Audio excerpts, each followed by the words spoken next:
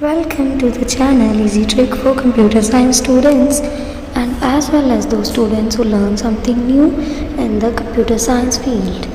Next part of the logic lab and another previous part available on the channel and the previous part link available into the description box, so you will check it out and after that you will see that video. This is the next part of the logic lab unit 2 as per the prescribed syllabus of the Jagat Guru Nanak University, and the IGNOU University having the same syllabus and the other university in the India, many universities all have the same syllabus and the same content. So that is the second unit 2, that is the truth functional logic.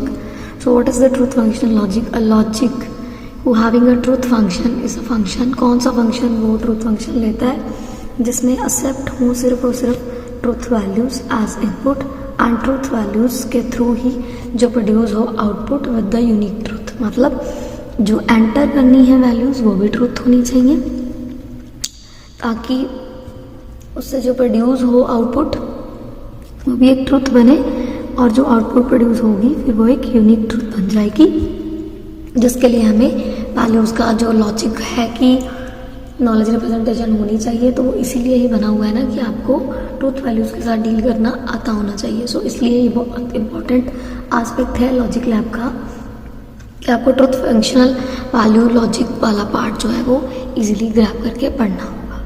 ठीक है, so the truth function focus जो basically करता है वो करता है classical truth functional proposition logic के ऊपर, और दो तरह से ये चलती हैं।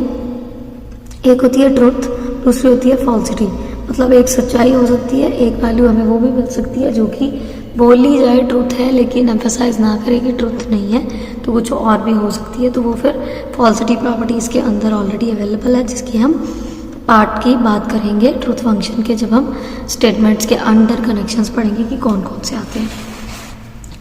और जो ट्रूथ फंक्शनल कंपाउंड स्टेटमेंट बनाई जाएगी वो फिर इन दो पार्ट से बनाई जाएगी, ट्रूथ और फॉल्सिटी से। और ट्रूथ और फॉल्सिटी वन और मोर कंपोनेंट स्टेटमेंट भी बना सकते हैं कि अगर फॉल्सिटी आ गई तो आपको फिर बैकएंड के ऊपर जाके दोबारा चेक करना पड़ेगा कि what are the exactly truth values जिनको हमने पहले इनपुट नहीं किया और अब हम उनको आउटपुट में लेके जा रहे हैं, तो वो फॉल्सिटी रिजल्ट हमें दे रहा है।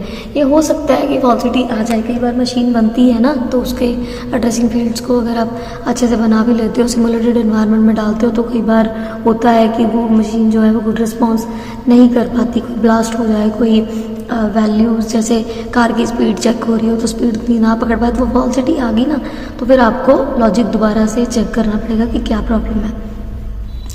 एग्जाम्पल जो है वो है हमारे पास कि कनेक्टिव करने हैं एंड होता है ना, जो एंड सिंपल पार्ट भी होता है कि कनेक्टिव पार्ट में जैसे एंड सबसे ऊपर है कि ट्रूथ फंक्शनल सेंटेंस लेना है। जैसे ये एक सेंटेंस का एक ट्रूथ फंक्शन है कि apples are fruits and the carrots are vegetables. Truth है, यूनिवर्सली ट्रूथ है कि एप्पल फ्रूट में ही आता है और कैरेट वेजिटेबल में ही आती है। इज ट्रू, वो कहता है ट्रू है if and only if each of its sub sentences. अगर हम इसमें सब सेंटेंसेस की बात करें कि apples are fruit and carrots are vegetables is true, it is false otherwise. Apples are fruits and carrots are vegetables, ये देखो universal truth पे चेक करोगे तो है कि ठीक है भी, और अगर अलग अलग भी चेक करोगे तो कहीं कहीं लगेगा कि आपको ये गलत भी है, क्योंकि कंडीशन एक प्रूफ करनी है, दोनों प्रूफ करने का कोई मतलब नहीं है। मतलब ये नहीं है कि एप्पल फ्रूट्स भी हैं और जो है एंड कैरेट्स जो है वो वेजिटेबल्स भी हैं, दोनों को इकट्ठे एक सेंस में नहीं डाला जा सकता, इसलिए ये कंडीशन कहीं फॉल्सिफाई हो सकती है कि अलग अलग देखोगे तो बहुत अच्छा लगता है कि कैरेट्स वेजिटेबल्स हैं, एप्पल्स फ्रूट्स हैं, पर अगर कंडीशन वाइज देखोगे तो हमें ये फॉल्स लगनी शुरू हो जाती है कि नहीं, ये कंडीशन सेटिस्फाई नहीं हो रही, क्योंकि यूनिवर्सल ट्रूथ पे ये चीज़ अलग से चलती है, बट ट्रू और फॉल्स वैल्यू पे हमारे पास ये दोनों ही ट्रू कंडीशंस आ गई, तो हम प्रपोज एक करके चल रहे थे तो दो नहीं आनी चाहिए थे ना, दो आ गई तो फिर नहीं ना, अलग अलग देखोगे तो ठीक है, तो फॉल्स है अदरवाइज। और जो ट्रूथ फंक्शन की स्टेटमेंट्स कनेक्शंस हैं वो हमारे पास होते हैं 5 टाइप्स के, that is the negation and conjunction, disjunction, conditional and bye conditional. ये जो पार्ट्स के अंदर हमारे पार्ट्स अवेलेबल हैं बाय कंडीशनल तक, जो ये 1, 2, 3 एंड 5 पार्ट्स हैं हमारे पास, जिसको हमने ट्रूथ फंक्शंस के अंदर पूरा पढ़ना है कि इस पार्ट के अंदर आपको क्या क्या काम कर सकते हो। अब देखिए 5 तरह के कंजंक्शंस हैं हमारे पास जो कि कंपाउंड स्टेटमेंट में लॉजिक लैब में बहुत यूज़ होते हैं।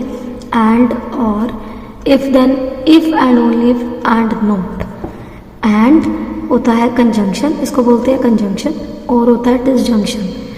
इफ देन आ गया कंडीशनल के लिए, ठीक है जी। इफ एंड ओनली इफ आ गया हमारा बाय डायरेक्शनल के लिए, ये है इफ एंड ओनली इफ, ठीक है ना। ये आ गया कंडीशनल जो इफ देन के लिए, डिसजंक्शन आ गया और के लिए, कंजंक्शन आ गया एंड के लिए, और नेगेशन आ गया नॉट के लिए। ये हमारा पूरा पार्ट है। लॉजिक लैब में ये वर्ड्स यूज़ किए जाते हैं और नॉर्मल हम ये भी वर्ड्स यूज़ करते हैं। जब हम इसका प्रोग्रामिंग फीचर पढ़ेंगे तो ये भी यूज़ कर सकते हैं, वो भी यूज़ कर सकते हैं। देखिए अब 2 तरह की स्टेटमेंट्स हैं, it is raining and second statement है इट इज़ क्लाउडी। 2 स्टेटमेंट्स हैं। अगर हम कंजंक्शन बनाते हैं तो कंजंक्शन में एंड यूज़ होता है। हम यहाँ लिखते हैं कि it is rainy and cloudy, it is rainy and cloudy, that is the true, both the propositions are true. Second is also true, मतलब रेनी है तो फिर क्लाउडी था तभी तो रेनी सीजन बना ना, तो दोनों प्रोपोजिशन हमारी ट्रू चल रही हैं। इंडिपेंडेंट सेक्शन में देखेंगे तब भी ट्रू है। देखो बहुत प्रोपोजिशन अगर इकट्ठी यूज़ कर रहे हो तब भी ट्रू है, इंडिपेंडेंट सेक्शन में देखोगे तब भी ट्रू है। मतलब इट इज़ रेनी 1 कंजंक्ट भी है and it is cloudy another conjunct भी है, कंडीशंस 2 भी चल रही हैं यहाँ पे एंड के अंदर ही, कि आप एक कंजंक्ट, आपको अगर बोला गया है चेक करो कि कितने कंजंक्ट हैं एक स्टेटमेंट के अंदर, कि जो प्रोपोजिशन आपको पहले दी गई है उस प्रोपोजिशन में से चेक करिए यूनिवर्सल रूल के अकॉर्डिंग टू कि ये ठीक है, तो वो ठीक ही है कि अगर क्लाउडी सीजन है तो रेनी सीजन हो सकता है, अगर क्लाउडी सीजन नहीं है तो फिर रेनी सीजन नहीं हो सकता, क्योंकि क्लाउड से ही तो रेन डेवलप होनी है। तो इसलिए इंडिपेंडेंट सेक्शन में हमारा वर्किंग करता है। अब हम नेक्स्ट पार्ट की बात करते हैं जो कि है हमारा नेक्स्ट पार्ट कि और के ऊपर, कि जिसको हमने बोलना है डिसजंक्शन। वो कंजंक्शन था डिसजंक्शन, डिसजंक्शन में क्या आना है और। इट इज़ रेनी और it is cloudy, one of the condition might be true from the proposition. में भी हो सकता है कि क्लाउड आए हो और रेन आई हो, ये ज़रूरी नहीं है, ये भी ज़रूरी नहीं है ना। तो एक कंडीशंस को सेटिस्फाई करना है या 2 को करना है आपने, तो आप चेक कर सकते हो इसके लिए कि और यहाँ तो रेनी है, क्लाउडी है तो रेनी है ही है, कि एटलीस्ट एक पोजीशन, एक स्टेटमेंट हमारी ट्रू होनी चाहिए, या तो क्लाउडी और या वो डिसजंक्शन, ये पार्ट है। इफ देन की बात करते हैं तो कंडीशनल पार्ट था कि if one of the proposition will be true then it's true otherwise false. अगर एक ट्रू है तो ट्रू, नहीं है तो फिर नहीं है। इफ देन के लिए भी हम अगर वही प्रोपोजिशन देखते हैं कि इट इज़ रेनी,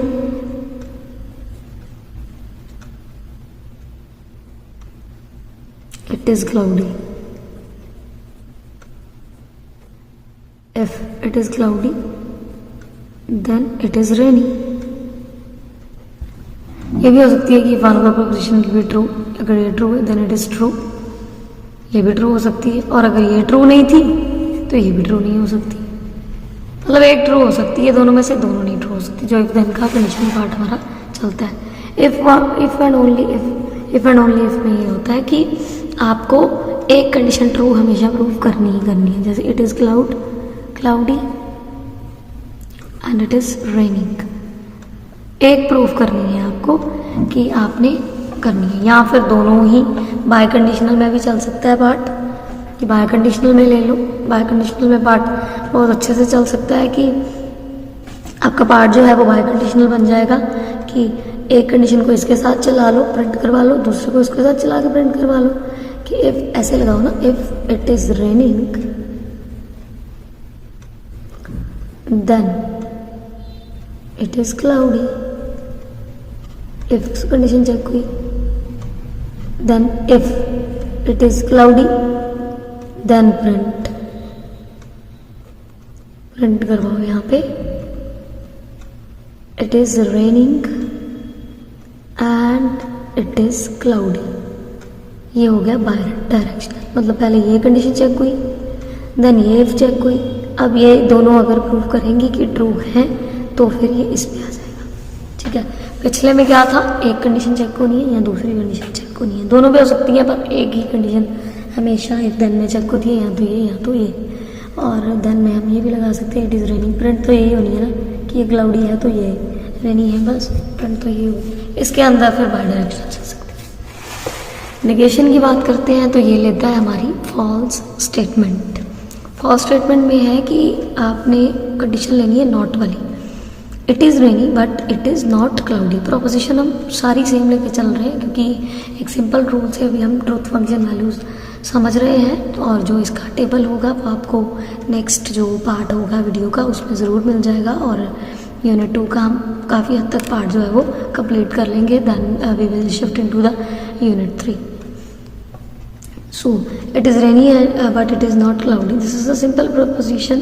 तो इसमें प्रपोज आ गया है कि नॉट का है, तो ये फॉल्स स्टेटमेंट है कि it is rainy but it is not cloudy.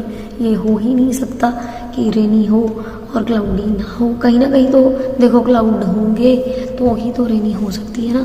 माना कि कई बार सन भी बीच में होता है लेकिन क्लाउड उसके ऊपर आएंगे तो ही वो क्लाउडी वाला मौसम जो है वो रेनी सीजन में आ सकता है। अब बात करते हैं सिंपल प्रोपोजिशन की। सिंपल प्रोपोजिशन अगर आपने देखनी है तो क्या थी, it is raining and it is cloudy, यही तो हम लेके चल रहे थे। अब बात करते हैं कि इनमें इनके अलावा अगर वो जो कंपाउंड प्रोपोजिशन की स्टार्टिंग में ही डेफिनेशन में ही बात कर रहा है ना कि कंपाउंड प्रोपोजिशन अवेलेबल होती है इसमें, तो कंपाउंड प्रोपोजिशन देखो क्या है। हम एक वोकैबुलरी ले रहे हैं, if roses are red and violet are blue then roses are not red, ये पूरी proposition. If roses are red, one and violet are blue, then roses are not red. देखो कौन सी कंडीशन चल रही है, कंजंक्शन भी एंड बाय डायरेक्शनल भी दोनों चल रही है हमारी। कह रहा है कि if roses are red, if violets are blue, roses तभी रेड हो सकते हैं अगर वायलेट ब्लू है, देन कंडीशन प्रिंट हो सकती है कि रोजेज आर नॉट रेड। ये कंपाउंड प्रोपोजिशन है जो कि इन दोनों से मिलके बनी है कि if roses are red and violets are blue then roses are not red. Red and blue का मिक्सचर जब करोगे तो ऑटोमेटिकली वो चेंज हो जाएगा। तो वो कहता है कि ये कंपाउंड स्टेटमेंट का हिस्सा बन सकता है कि अगर ये दोनों प्रूफ हो जाए कि if roses are red if violets are blue हैं तो इसको कहते हैं कंपाउंड स्टेटमेंट, जो कि दोनों स्टेटमेंट्स को लेके एक ट्रुथ फंक्शन बना दे, उसको हम कहते हैं कंपाउंड स्टेटमेंट। सो ये हमारा पार्ट था अपना ट्रुथ फंक्शनल लॉजिक का, और जो नेक्स्ट पार्ट है वो आपको मोस्ट प्रोबेबली टुमारो मॉर्निंग में ज़रूर मिल जाएगा, जिसमें कि आपको टेबल के सारी फंक्शनैलिटी मिलेंगे और इन द नेक्स्ट वीक आपको सारे ट्यूटोरियल्स अवेलेबल होंगे। सो दो students who don't see the previous part of the logic lab kindly see that part, and if you have any query, any question regarding any video, so kindly comment into the comment box. The reply will be into the comment box within the 24 hours. Till then, take care, stay tuned for the next topic. Thank you.